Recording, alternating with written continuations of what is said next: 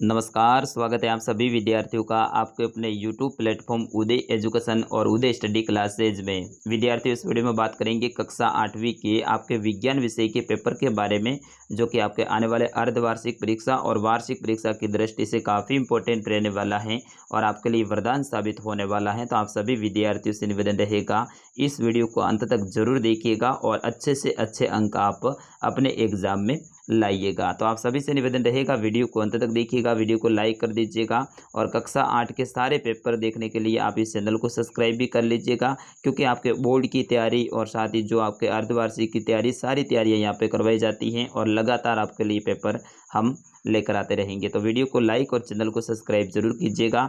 अपने विद्यालय का नाम है वो भी आप कमेंट में जरूर लिखिएगा, ताकि हमें भी पता चले कि विद्यार्थी कहाँ कहाँ से वीडियो को देख रहे हैं। अपना नाम भी जरूर लिखिएगा।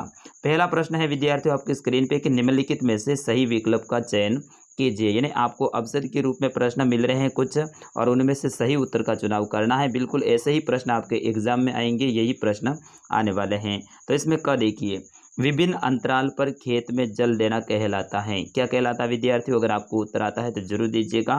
तो विभिन्न अंतराल पर खेत के अंदर जो अपन पानी देते हैं, जल देते हैं, उसे सिंचाई कहते हैं। बिल्कुल इजी सा प्रश्न है। तो इसका सही आंसर क्या हो जाएगा? आपका ऑप्शन नंबर अ रहेगा। दूसरा प्रश्न है ख कि गेहूं की रस्ट नामक रोग है उसका कारक है। यानी गेहूं के अंदर जो रस्ट नामक रोग हो जाता है वो किसके कारण होता है? जीवाणु के कारण, विषाणु के कारण, शैवाल या फिर कवक के कारण। तो विद्यार्थियों, इसका सही आंसर क्या हो जाएगा? बिल्कुल इसका सही उत्तर हो जाएगा आपका ऑप्शन नंबर द, कवक के कारण है ये रस्ट नामक रोग होता है। विद्यार्थियों स्टार लगा दीजिएगा, ये प्रश्न काफी इंपॉर्टेंट है। अगला प्रश्न है प्रश्न संख्या ग इसका कि निम्न में से अधातु हैं।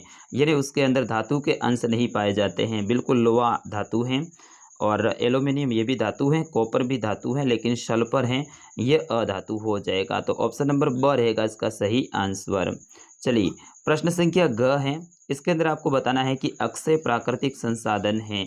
अक्षय का मतलब होता है जो कभी खत्म नहीं होते हैं और लगातार नए रूप में अपन को मिलते रहते हैं। तो ऐसा प्राकृतिक संसाधन कौन सा है? प्राकृतिक का मतलब होता है प्रकृति के अंदर अपने आप जो बना होता है ना, उसे प्राकृतिक कहते हैं। तो इसका सही आंसर क्या हो जाएगा? सूर्य का प्रकाश। सूर्य का प्रकाश है, इसका भले अपन कितना भी उपयोग करें, दूसरे दिन नया प्रकाश अपने पास में आ जाता है। इसीलिए ये क्या है? अक्षय प्राकृतिक संसाधन है। तो ऑप्शन नंबर अ रहेगा इसका सही आंसर। विद्यार्थी, वीडियो पसंद आ रहा हो तो आप लाइक जरूर कीजिएगा। आपका लाइक ही मेरे लिए मोटिवेशन का कार्य करता है। अड़ा है इसमें देखिए, निम्न में से स्त्री हार्मोन है। यानी स्त्री हार्मोन है वो कौन सा है? विद्यार्थियों, हार्मोन से संबंधित आपके एग्जाम में पक्के प्रश्न आएंगे, सारे के सारे प्रश्न आप रट लीजिएगा। तो इसका सही आंसर हो जाएगा ऑप्शन नंबर अ, यानी एस्ट्रोजन। एस्ट्रोजन है ये स्त्री हार्मोन है। ठीक है, तो ऑप्शन नंबर अ रहेगा इसका सही आंसर। अब बढ़ते हैं दूसरे प्रश्न की ओर। काफ़ी इंपॉर्टेंट है ये भी प्रश्न, जो कि सत्य और असत्य के रूप में आता है, जिसमें सही के लिए आपको टी लिखना है और गलत के लिए एफ लिखना है। तो देखिएगा, पहला प्रश्न है कि खरपतवार हटाने को कटाई कहते हैं। क्या यह सही है या फिर गलत है? बिल्कुल विद्यार्थी, ये तो गलत है, क्योंकि खरपतवार हटाने के लिए जो होता है उसे अपन क्या कहते हैं? निराई कहते हैं। लेकिन यहाँ पे क्या आ रहा है? कटाई आ रहा है। तो बिल्कुल ये गलत हो जाएगा और गलत के लिए इन्होंने बोला है कि आपको क्या लिखना है? एफ लिखना है। तो इसके आगे एफ लिख दीजिएगा। ब है, रेयान एक प्राकृतिक रेशा है। बिल्कुल रेयान एक प्राकृतिक रेशा है। क्या ये सही है या फिर गलत? तो ये भी गलत हो जाएगा, क्योंकि रेयान एक प्राकृतिक रेशा नहीं है। तो इसके आगे भी आप गलत लगा दीजिए। उसी तरह से सर देखिए, सामान्यतः अधातु अम्ल से अभिक्रिया नहीं करते हैं। बिल्कुल सही है, क्योंकि अधातु हैं वो अम्ल के साथ में क्रिया नहीं करते हैं। तो इसमें क्या लिखोगे आप? सही। और सही के लिए क्या लिखना है? टी लिखना है। तो इसके आगे आप टी लिख सकते हैं।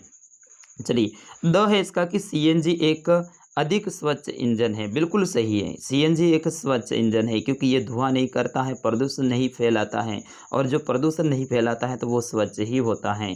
तो बिल्कुल ऑप्शन नंबर द इसके लिए आप सही लगा सकते हैं, और सही के लिए मैंने पहले ही कहा है कि टी लगाना है। चलिए, यह है, हार्मोन रासायनिक पदार्थ हैं। क्या ये सही है या फिर गलत है?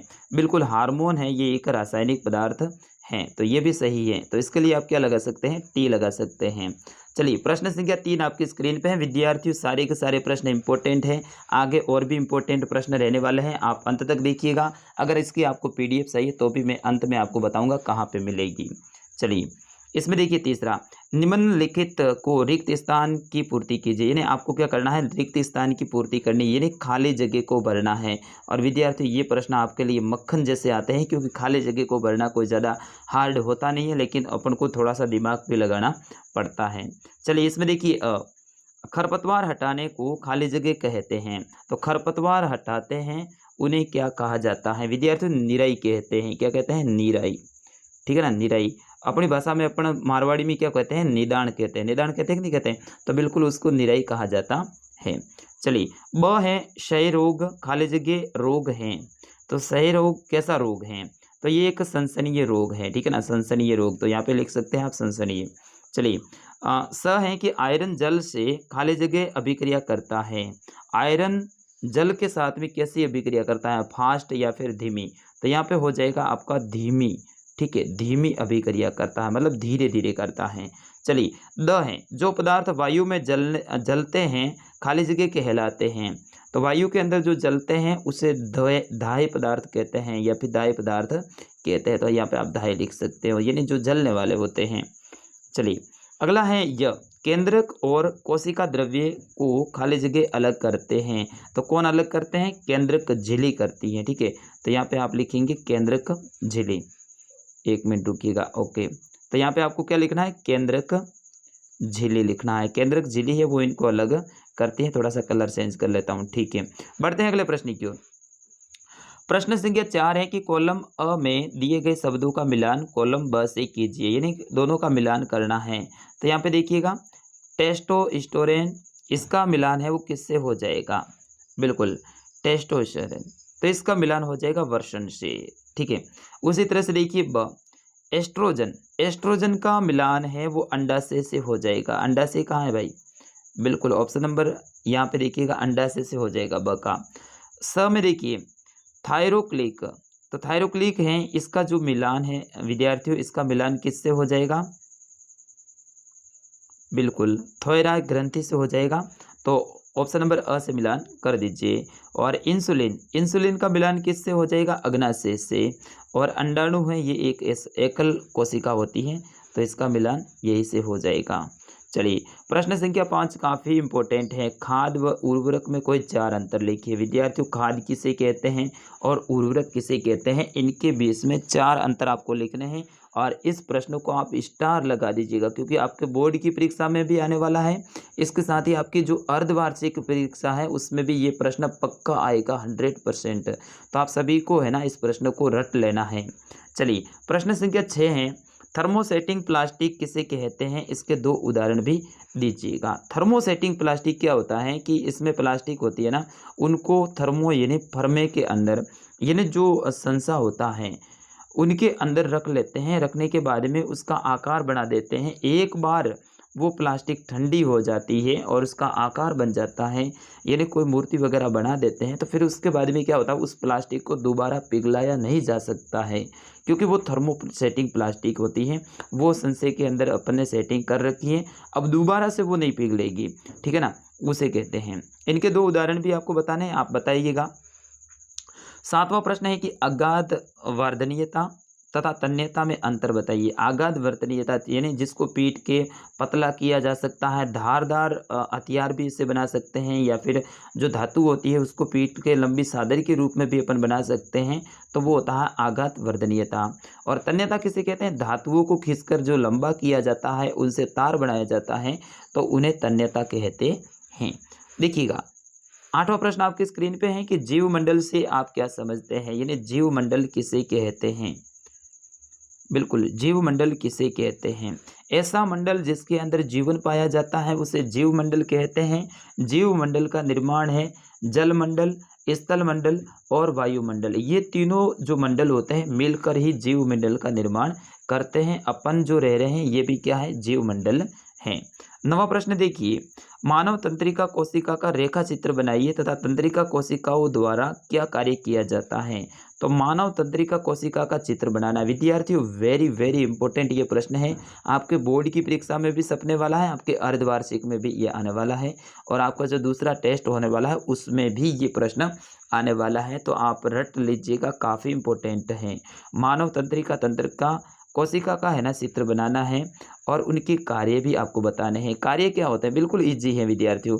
कार्य क्या होता है, ये तंत्रिका होती है ना, तंत्रिका का मतलब होता है कोशिका। कोशिका होती है वो क्या करती है, दिमाग से जुड़ी हुई होती है और शरीर के हर अंग तक ये जुड़ी हुई होती है। मान लो ये अपना हाथ है, आगे कोई आग है, आग के अंदर अपने हाथ की जैसे ही अंगुली जाएगी या फिर हाथ जाएगी, तो यहाँ पे क्या है, एक कोशिका है यानी तंत्रिका तंत्र है। वो यहाँ से तुरंत सूचना है वो दिमाग दिमाग को पहुँचाएगा कि आगे आग है। तो दिमाग यहाँ से वापस सूचना भेजेगा कि आग है तो भाई खतरा है, तू हाथ को वापस ला, आगे उसके अंदर मत डाल। तो इतना जो ये फास्ट जो प्रक्रिया चलती है यानी सूचना जाती है फिर वापस आती है, सूचनाओं का जो आदान प्रदान होता है और जो हाथ को सूचना मिलती है कि तू भाई वापस आ, ये तंत्रिका तंत्र के कारण ही होता है। तो इस तरह से आप अपने हिसाब से विस्तार से लिख सकते हैं। चलिए यहाँ पे जो 8 दे रखा है ये 10वां प्रश्न है, क्योंकि दोबारा से 8वां आ गया है। ऋतुस्राव क्या है, वर्णन कीजिए। तो ऋतुस्राव है ये महिलाओं में होता है। जो महिलाएं यानी लड़की हैं वो 14 साल की हो जाती हैं, फिर उसके बाद में ये मासिक चक्र जिसको अपन कहते हैं मासिक धर्म भी कहते हैं, जिसको एमसी भी कहा जाता है, ये महिलाओं के अंदर जब महिलाओं की उम्र है यानी लड़कियों की उम्र 14 साल हो जाती है तब से लेके 50 साल तक होती है, तब तक ये आती हैं और ये होता है मासिक धर्म। इसमें ऋतुस्राव होता है और इसमें क्या होता है कि जो अंडाणु होता है वो अंदर जो 1 महीने में फूट जाता है और फूटने के बाद में उसका जो रक्त है वो बाहर आता है, महीने में 1 बार ये होता है। चलिए आगे देखिए, ये 11वां प्रश्न है, ठीक है ना, 9वां नहीं है 11वां। 11वां प्रश्न है कि पादप कोशिका और जंतु कोशिका का चित्र बनाकर उसमें 3 अंतर बताइए। यानी पौधों के अंदर की जो कोशिका है वो और साथ ही जंतुओं के अंदर की जो कोशिकाएं हैं वो, उनका चित्र बनाना है। चित्र बनाने के बाद में क्या करनी है, उनकी 3 अंतर बताना है, यानी उनमें क्या अंतर होते हैं। और लास्ट जो प्रश्न आपका 12वां है, यहाँ पे 10 दे रखे हैं, मैंने पहले ही कहा है। 12वां प्रश्न है कि सिंचाई किसे कहते हैं। जल संरक्षित करने वाली सिंचाई की 2 विधियों का वर्णन कीजिए। तो सिंचाई किसे कहते हैं, सबसे पहले ये बात है, सिंचाई उसे कहते हैं जब फसलों में आवश्यकता अनुसार हम पानी देते हैं या फिर बारिश नहीं होती है उस कारण से अपन फसलों के अंदर पानी देते हैं, तो वो पानी देना है ना, वही सिंचाई कहलाता है। तो आप लिख सकते हैं फसलों को आवश्यकता अनुसार जल देना सिंचाई कहलाता है। जल संरक्षित करने वाली सिंचाई की 2 विधियों बतानी है, तो बिल्कुल आप बता सकते हैं बूंद बूंद सिंचाई पद्धति। क्या बताओगे, बूंद बूंद सिंचाई पद्धति, एक तो ये हो जाएगा और दूसरा आप बता सकते हैं फुहारा सिंचाई पद्धति, ठीक है ना, फुहारा सिंचाई पद्धति। आपको पता होगा राजस्थान के पश्चिमी भाग पे एक नहर आती है, नर्मदा नहर। तो नर्मदा नहर के जो कमांड एरिया है यानी जहाँ जहाँ पे नर्मदा नहर जाती है वहाँ पे सरकार ने है, वहाँ पे किसानों को बता रखा है कि आपके क्षेत्र में फुहारा पद्धति से ही खेती की जाएगी, यानी पानी को बचाने के लिए फुहारों से ही खेती की जाएगी और वहाँ पे फुहारों से ही खेती होती है, विशेष तौर पे जालोर और बाड़मेर जिले में। तो बिल्कुल ये हो जाएगा जल को संरक्षित करने वाली 2 विधियाँ, एक तो हो जाएगा बूंद बूंद और दूसरा हो जाएगा फुहारा सिंचाई पद्धति। तो विद्यार्थियों मैंने कोशिश की है आपको सारे प्रश्नों के उत्तर बताने की और आशा करता हूं कि आप सभी विद्यार्थियों को ये वीडियो पसंद आया होगा।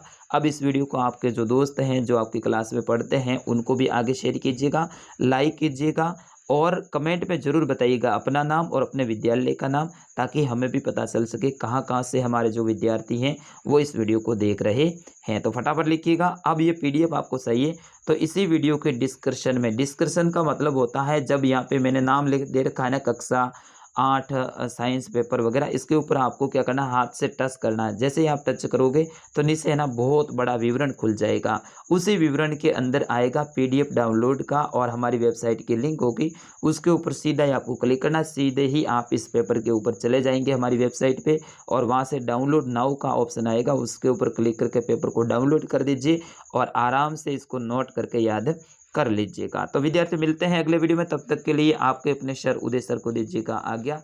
नमस्कार, जय हिंद।